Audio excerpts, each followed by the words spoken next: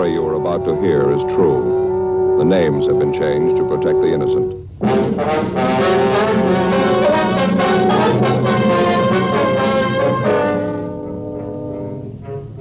You're a detective sergeant. You're assigned a homicide detail. A woman reports the disappearance of her 30-year-old brother. He's been missing for only 2 days, but the manner of his disappearance was sudden, out of the ordinary. Your job? Investigate.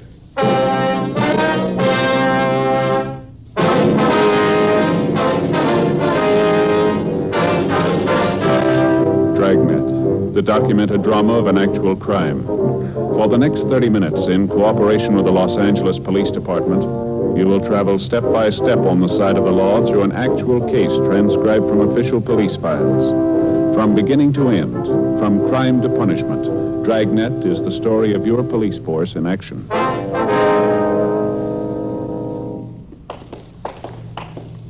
It was Wednesday, November 14th. It was overcast in Los Angeles. We were working the day watch out of homicide detail. My partner's Ed Jacobs. The boss is Captain Lorman. My name's Friday. We were on the way out from the office, and it was 8:56 a.m. when we got to the S&H Paper Company on 4th Street, the rear entrance. Where do we find her, Joe? Upstairs? No, main floor. She told me we'd find her in the timekeeper's office. She said it was near the back door entrance. We couldn't miss it. Let's give a look down the corridor, huh? Maybe one of the workers can tell us. Yeah, right. Looks like some kind of an office there, doesn't it? Just beyond the time clock? Let's see. Paymaster, head timekeeper. Yeah, that's it. The door's locked, Ed. You want to rap on the pay window? Yeah. Yes? Police officers, ma'am. We have an appointment with Miss Edith Tabor. Oh, yes, officers. I'm Edith Tabor. Just a moment, please. I'll ring the buzzer. Just push on the door. All right, thank you, ma'am. Go ahead, Ed. Right. Are you the one I talked to on the phone, Sergeant Friday? Yes, ma'am, that's right. This is my partner, Sergeant Jacobs. How How do you do you do? This is about your brother, Miss Tabor. Ralph Tabor, is that right? Yes, that's right. I know there must be something wrong. Ralph's been gone since Sunday. No one's seen him. No one's heard from him. I'm worried sick about it. Last time you saw him was on Sunday? No, I didn't actually see him. I talked to him on the phone. We made a date for dinner. Ralph and I always have dinner together Sunday nights. It's about the only time in the week we do get to see each other. I see. I believe you told me on the phone you already checked with most of his friends, the places he'd most likely be. Is that right? I've called everyone I can think of. No one's seen him. Your brother's never done anything like this before, miss? Going off without telling anyone? No, never. I'm very worried, Sergeant. Can you think of any reason at all why he'd want to disappear of his own free will, I mean? No. No reason in the world for it. He seemed perfectly all right when I talked to him on the phone Sunday. Everything was fine. We made a date for the movies Tuesday night. That was for last night. Picture downtown we wanted to see. He made a special point of it. I just know something must have happened. I gather you know most of your brother's friends. You've kept in fairly close touch with him, have you? Yes, we get together at least once a week, as I say. I'm 4 years older than Ralph. I've looked after him since we were kids. We've always been together, the last 5 or 6 years especially, ever since Mama died. Your brother in a pretty stable mental condition, was he? No financial worries, nothing of that kind? No, sir, nothing I know about. I'd like to double-check this information that you gave me on the phone, Miss Tabor. The name and address and his description, all Yes, right? sir. The full name, Ralph Lawrence Tabor, 14316 Almaden Street, male, white American, occupation, interior decorator. Is that it? Yes, that's right. Height, 5 foot 11, 155 pounds, dark blonde hair, gray eyes, fair complexion, birthmark on left side of neck. Yes, that's all correct. Your brother in the habit of carrying large sums of money around with him, do you know? No, not that I know of. He has a good job. He's not getting rich at it, though. I don't think I've ever seen Ralph with more than $20 or $30 on him at a time. Who was the last person to see him, miss? You any idea? Well, I talked to Ralph's landlady. She told me she saw Ralph and this friend of his, Andy Howard, going into Ralph's apartment. That was about 6 o'clock Sunday night. Ralph was supposed to meet me at 7:30, never showed up. Now, this friend of your brother's, Miss Tabor, this Andy Howard, are you acquainted with him? Yes, but I don't know him too well. I only met him 2 or 3 times.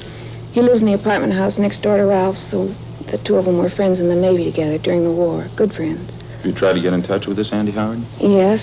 I called Ralph's apartment when he didn't show up for our dinner date Sunday night. There wasn't any answer, so I looked up Andy's number in the phone book and called him. Was he at home? Yes. Tried to talk to him, but it didn't do much good. Strange. How's that? He pretended he didn't even know me. After we finished our interview with Edith Tabor, Ed Jacobs and I started out to double-check with all the known friends and associates of her brother. We talked to his employer and the people he worked with. None of them had seen him subsequent to 6 o'clock Sunday night. None of them could think of any good reason why he suddenly would want to pick up and leave his job and friends.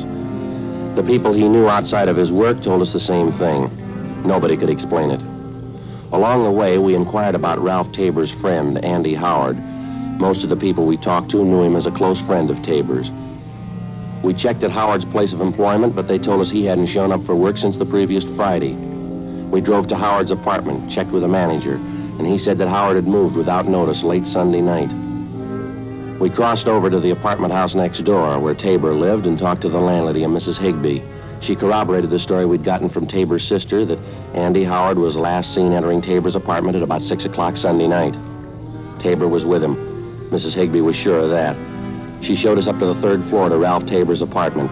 The 2 rooms and the adjoining kitchenette were immaculate. There wasn't a thing out of place. Neat as a pin, Joe. Not a thing out of order. Yeah, it's the same in the bedroom. Say, Mrs. Higbee, Yes, Sergeant. do you provide maid service with the apartments here? No, we don't. We've been thinking about it, though. Haven't quite made up our minds. Such a task, getting good, competent help these days. And the tenants are responsible for the entire upkeep, huh? Yes. Everything but painting, wallpapering, things like that. Doesn't Mr. Tabor keep things spotless? Just spotless? Yes, ma'am. There's just one thing I wanted to ask you about. It's over here by the window. Yes. Now, this wire here, apparently an aerial connection for a television set. Looks like Yes. Mr. Tabor does have a television. Why? Well, I don't notice a set anywhere in the apartment. Would you happen to recall if he sent it out for repairs, anything like that? No, not that I know of. Besides, this doesn't seem like Mr. Tabor at all. How do you mean, Miss Higbee? Well, he's always so neat, fastidious. The end of that wire there looks like it was torn off the connection, doesn't it? Along the windowsill, too. Isn't that terrible? Fasteners for the wire ripped right out of the woodwork. That certainly doesn't seem like Mr. Tabor. Mm-hmm. Anyone else besides him have access to this apartment, ma'am? No one that I know of. No one besides myself. I mean, I have duplicate keys to all the apartments. Oh, I just happened to think. Yes, ma'am? If a repairman did move the set out, it's possible my houseboy might know about it. Sam, that's my houseboy. How would he know about it? Well, it's a rule of the house. All furniture, heavy things like that, they have to be taken down in the freight elevator.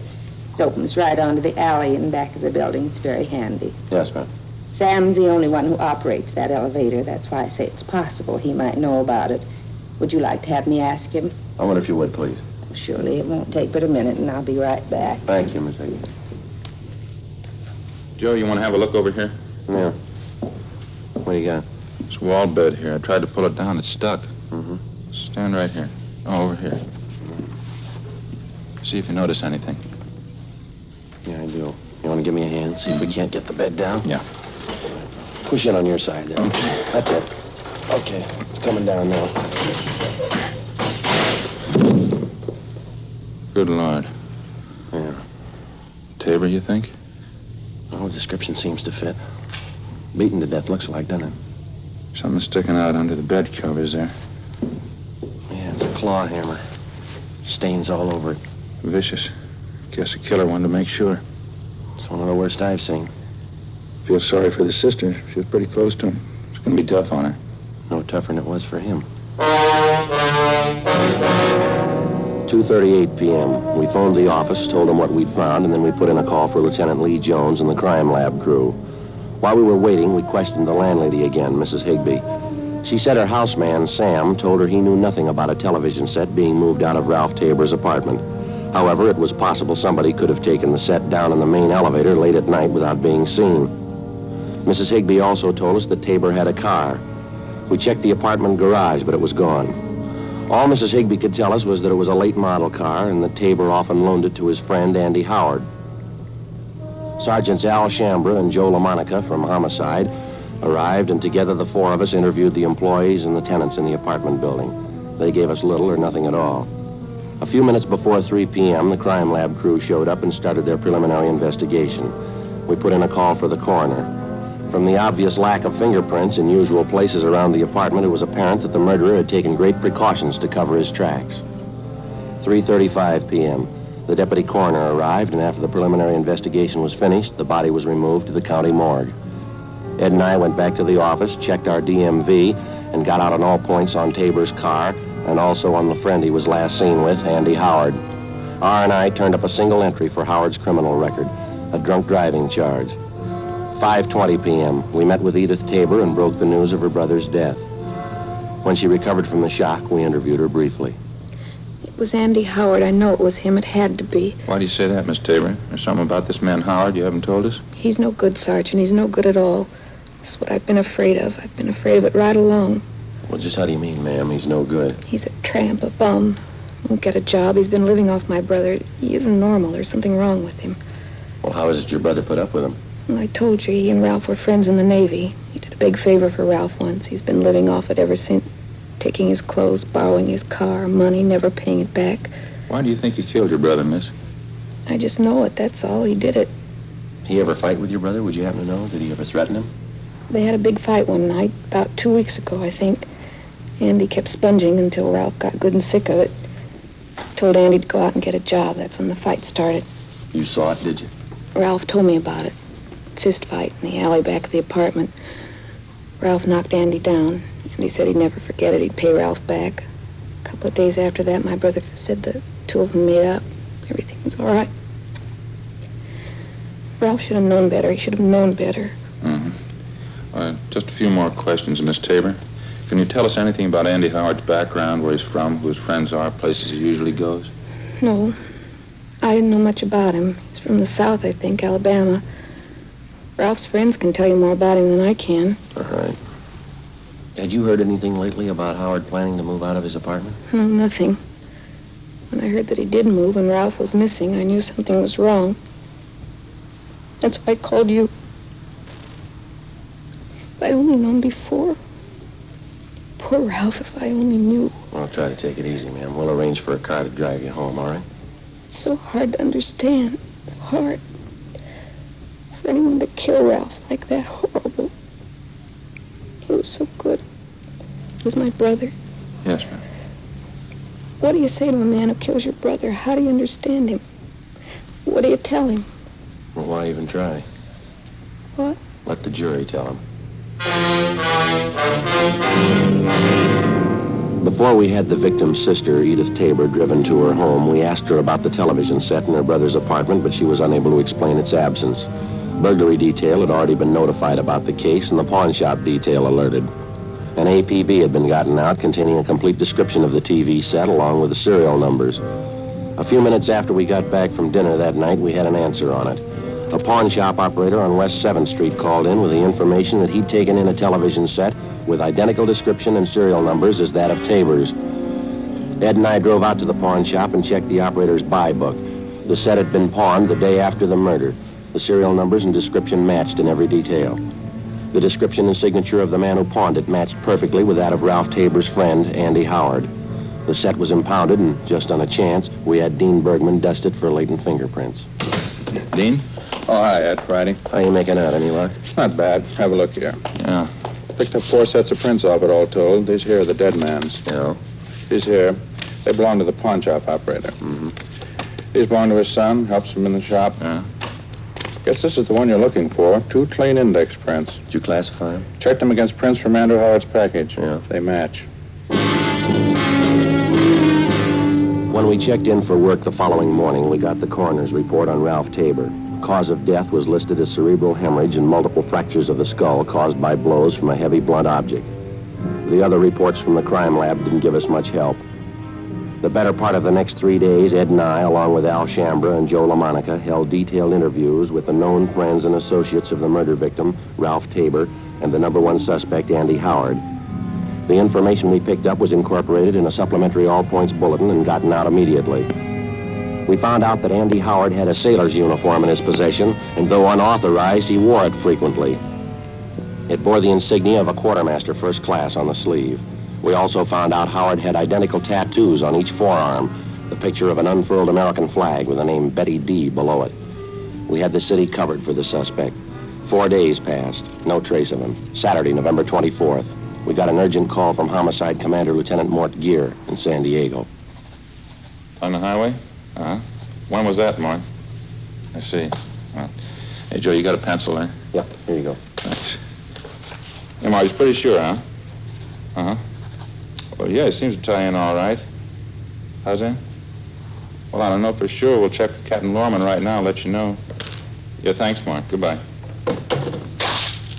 Good break. What do you have to say? One of their traffic men down there, a fellow by the name of Jack Ladd, stopped a car on the highway going out of town speeding. Yeah. Ladd says a man answers Andy Howard's description perfectly, right down to the tattoo on the forearm. No doubt about the car the guy was driving was Tabor's description and license number. Even used Tabor's identification. When did all this happen? The day after the murder. They'd have held the man, but they didn't have the information at the time. That's a bum break. Which way was Howard going, did they tell you? Yeah, into town. They figure he's still there someplace. How do you mean? Found the car an hour ago, abandoned. 10 minutes after the phone call from San Diego, Captain Lorman checked back in at the office, and Ed and I met with him. We told him about the information San Diego had phoned in, and he gave Ed and I an immediate okay for the trip south. We went down to the garage, picked up a car, and 6 hours later, we checked in with Sergeant Russ Ormsby, San Diego homicide. What's this, another fishing trip, or are we doing business this time? Afraid it's all business, Russ. The Andy Howard thing. Mark, you around? No, I won't be back till later. I can brief you on it, though. McGuire and I have been working it on this end. Well, how about Tabor's car? You still got it staked out? Yeah, no nibbles yet. What do you figure? If nothing happens, pull it in tomorrow, process it for prints? Yeah. We've had something warmer than that since Mort Gear called you. It looks pretty good. Yeah, what do you got? Only came up with it a couple of hours ago. Field interrogation card, made out last night, west end of town. Hmm. Beat officer by the name of Driscoll questioned a man and a girl parked in a car out that way last night. There's a description on the man. Thanks, Russ. Yeah, fits Howard all the way, Ed, here. See? Couldn't get much closer. We checked out the car they were in. Belongs to the girl. Look here, Ed, he's still using Tabor's identification. Yeah. All right, where's it go from here, Russ? You got this Andy Howard spotted? No. Beat man Driscoll, he didn't know the guy from Adam. Yeah, well, where's that leave us? The girl Howard was with. Driscoll knew her. We contacted the beat officer, Driscoll. The girl who'd been spotted sitting in a parked car the night before with murder suspect Andy Howard was identified as Helen McClung, a waitress in a downtown cocktail bar. A stakeout was placed in her apartment, and she was brought in for interrogation. Well, he's not a good friend of mine. I don't know where he lives. Don't know what he does. I hardly even know him, Sergeant. You were out for a drive with him the night before last, that right? Sure, I don't deny that. We went out for a ride. That's all there is to it. You sure you don't know where this man lives, Helen? Not exactly, no. He's staying at a hotel downtown, I think. We went for a ride, and I dropped him off at the bus line. That's all there was to it. Do you expect to see him again? You have any dates with him in the next couple of days? No. Tell you the truth, I thought I had a date. Didn't work out. Nothing ever works out. Phone this morning, called it off. Tell you why? I gave some lame excuse. I found out the real reason, though. What's that? You mind telling us? No, I don't mind. Got a date with my girlfriend instead, Claire Peterson. Friend me up a little, but I don't mind. Well, where's your girlfriend live, Helen? You mean Claire? Out on Rose Avenue, 1500 block. I'm not sure, though. Is he going to pick her up there? I guess so. Why? When's the date for, do you know? Yeah, tomorrow night.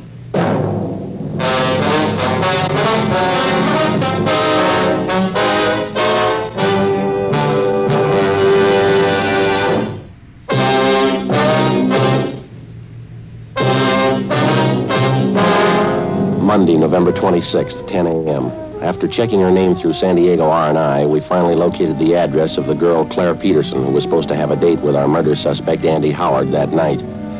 She lived in a small apartment house in the southeast end of town. The manager told us that she'd already left for work. We ran it down. The Peterson girl was employed as a cutter in a shirt factory down in the industrial district. We questioned her at her work. A tall, attractive girl, blonde, blue eyes, a small scar on her chin. She kept working while we talked to her. Yeah, I have a date with Ralph Tabor tonight. Something the matter? Afraid so, Miss Peterson. The first place, his name isn't Ralph Tabor. No, I'm sorry. You must be wrong, officer. I was out with him just last Monday. I know that's his name. It's on everything he has. His car, his wallet, all his business papers. Guess you must have made a mistake. No, it's no mistake, man. We checked it out pretty thoroughly. We'd like to talk to you about him if we could, please. Well, there's not too much to tell. I just met him Monday night. I was with my girlfriend, Helen. He wanted to go out with me, so I made a date. I didn't think there was anything wrong. You said he's to meet you at your apartment, Miss Peterson. Did he give any specific time when he'd be there? 8 or 8:30, he said. Hey, what's wrong? Do you know? There's something wrong with the man. I ought to know, don't you think? We want him for questioning, ma'am. You any idea where he lives? No, I haven't. One of the hotels downtown, I think. 5th Street or 6th Street. I wouldn't know for sure. Why do you want him? Can't you tell me, please? We believe he's committed a murder, Miss Peterson. Matter of fact, we're sure of it. What do you want me to do? If he calls up before your date tonight, don't do anything to discourage him. Tell him to meet you. If he wants to postpone the date, try and make him come tonight. If you can't do that, try and find out where he's staying. And don't let him know we talked to you. Well, all right, I can try. You'll be there when he comes to my apartment, I mean. Yes, ma'am, we'll be there. You'll be protected all the way. Well, what do you do? Ma'am? What do you do? You say he's a murderer. He must be desperate. What do you do? How'll you arrest him? It's his choice, ma'am, any way he wants it.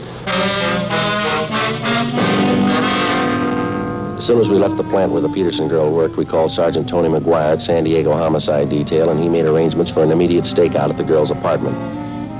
At 7 p.m., Ed and I, along with Russ Ormsby and Tony McGuire, drove out to supplement the men on stakeout at the girl's apartment. 8 o'clock, 9, 9:30, 10 p.m., still no sign of the suspect. At midnight, our relief team showed up, and we headed back for the office. When we got there was a bulletin from the Highway Patrol reporting that earlier that night, a man partially identified as Andy Howard had been seen heading north from San Diego on U.S. Highway 101 toward Los Angeles. We got Captain Lorman on the phone, briefed him on the latest developments, and told him that photographs of the suspect had been distributed to all officers. The next 10 hours failed to turn up anything new. San Diego officers continued to cover their end. 11:15 p.m. the next day, we drove back to Los Angeles and reported in at homicide. There was a note in the book from Lorman asking us to check in early the following morning, so Ed and I signed out and went home to get some sleep.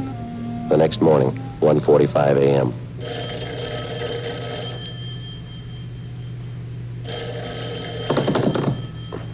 Hello, Friday talking. Sorry to wake you up, Friday. This is Hawkins down at the business office. Oh, yeah, Hawkins. What do you got? Beat officer out in Wilshire called in 2 or 3 minutes ago. He figures he has your murder suspect for you, Andy Howard. Bring him in now. Well, what about identification? He checked that over? No identification. He's wearing a sailor's uniform. What about insignia, his rating? Quartermaster first class. After I hung up, I phoned Ed, got him out of bed, and the two of us drove down to the office where we picked up the suspect and took him to the interrogation room. During the interrogation, we found a wallet concealed on his person. It contained a driver's license, credit card, half a dozen other means of identification. All of them were made out to Ralph Tabor. After an hour of questioning, he'd still admit nothing.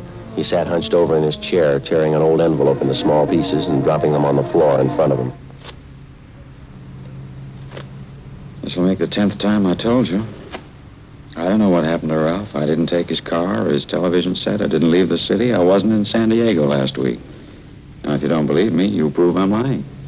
We didn't pull you in on the guess, Andy. We'll prove it. You mind telling me how? We got 3 people on their way in here right now. Ralph Tabor's sister, his landlady, a man by the name of Sims, pawn shop dealer.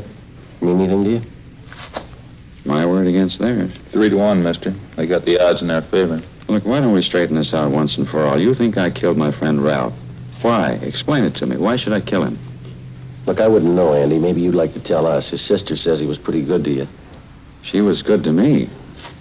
I guess she didn't tell you what I did for him overseas when we were in the Navy together. No, she didn't tell us. She wouldn't. Stupid women. I haven't found one of them worth anything. Frustrated. She needs a husband. That's her trouble. She claims her brother was paying the bills for you, Andy. He gave you clothes, money, his car. She says you were living off of him. Lousy woman. That's all the thanks I get for all I did for Ralph. I borrowed a few dollars, yeah. That's all. Kept throwing it up to me, him and his sister, after all I did for him. What are you trying to say, Andy? Could have been different, Ralph and me. What do you want me to say? Did you kill him? Did you kill him, Andy? You can't explain it that way. It's not as simple as that. It isn't? No, it's all mixed up together. It's complicated. It's not simple at all. I mean, with your best friend especially. It's more of a mistake. I mean, morally, I didn't mean to kill him. I just did. It was a mistake. Terrible mistake. You want to give us a statement, Howard? The stenographer will take it down. Oh, yeah, all right, in a minute. Just want to make sure you understand. I mean, about Ralph. And all I did for him. Yeah. No gratitude at all. You blame me? I mean, after all I did for him, you blame me? Well, you should have remembered, Andy, about gratitude. Yeah? Doesn't mean much when you have to ask for it.